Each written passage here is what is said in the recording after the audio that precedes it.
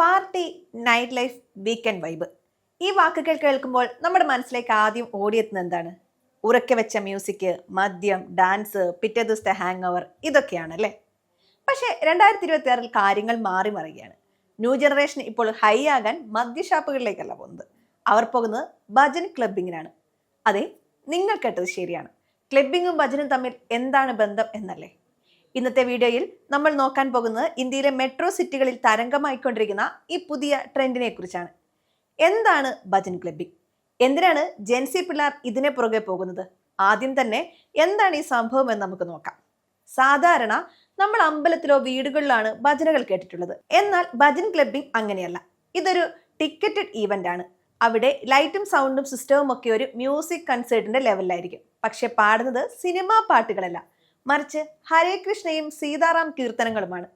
ഇവിടെ മദ്യമില്ല, മയക്കുമരുന്നില്ല. പകരം കൈകൊട്ടിയും പാട്ടുപാടിയും ഡാൻസ് കളിച്ചും ഒരു നാച്ചുറൽ ഹൈ കണ്ടെത്തുകയാണ് യുവാക്കൾ.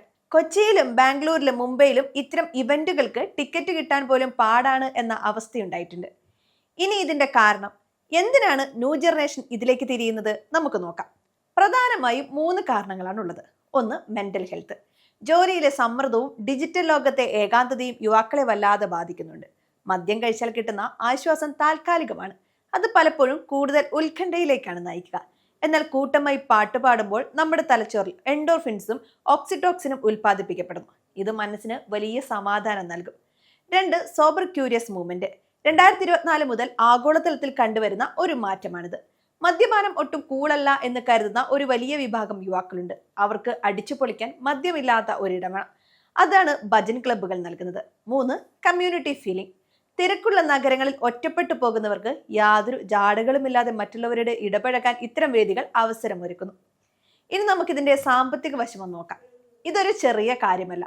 ഇന്ത്യയിലെ വെൽനസ് എക്കോണമി അതിവേഗം വളരുകയാണ്. 2025ഓടെ ഇത് $72 ബില്യൺ കടക്കും എന്നായിരുന്നു കണക്കുകൾ.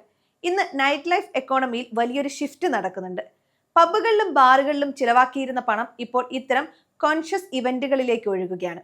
ഇതൊരു വലിയ ബിസിനസ് അവസരം കൂടിയാണ്. ഇവന്റ് ഓർഗനൈസേഴ്സിന് ടിക്കറ്റ് വരുമാനം, അതുകൂടാതെ നോൺ ആൽക്കഹോളിക് പാനീയങ്ങളുടെ വിപണിക്ക് ഇതൊരു വലിയ ബൂസ്റ്റാണ് നൽകുന്നത്. എത്നിക് വസ്ത്രവിപണിയിലും ഇതിന്റെ പ്രതിഫലനമുണ്ട്. ജീൻസിനും ടോപ്പിനും പകരം കുർത്തയും ചുബയും ധരിച്ചാണ് പിള്ളേർ ഈ പരിപാടിക്ക് എത്തുന്നത്. ചുരുക്കത്തിൽ പറഞ്ഞാൽ പാശ്ചാത്യ സംസ്കാരത്തെ അന്ധമായി അനുകരിക്കുന്നതിന് പകരം നമ്മുടെ വേരുകളിലേക്ക് മടങ്ങാനും എന്നാൽ അത് മോഡേണായ രീതിയിൽ ആഘോഷിക്കാനും യുവതലമുറ തയ്യാറാകുന്നു എന്നതാണ് ഭജൻ ക്ലബിംഗ് നൽകുന്ന സന്ദേശം. ആരോഗ്യം നശിപ്പിക്കാതെ, പോക്കറ്റ് കാലിയാക്കാതെ മനസ്സിന് സന്തോഷം നൽകുന്ന ഇത്തരം ട്രെൻഡുകൾ തീർച്ചയായും സ്വാഗതാർഹമാണ്. സമയം മലയാളം വാർത്തകൾ ഇനി ടൈംസ് ഓഫ് ഇന്ത്യ സൂപ്പർ ആപ്പിലും. ഇതിനായി പ്ലേ സ്റ്റോറിൽ നിന്നോ ആപ്പ് സ്റ്റോറിൽ നിന്നോ times of India app install ചെയ്യൂ. മലയാളം ഭാഷ തിരഞ്ഞെടുക്കൂ. വാർത്തകൾ ആസ്വദിക്കാം. എല്ലാം ഇനി സമയത്തിൽ.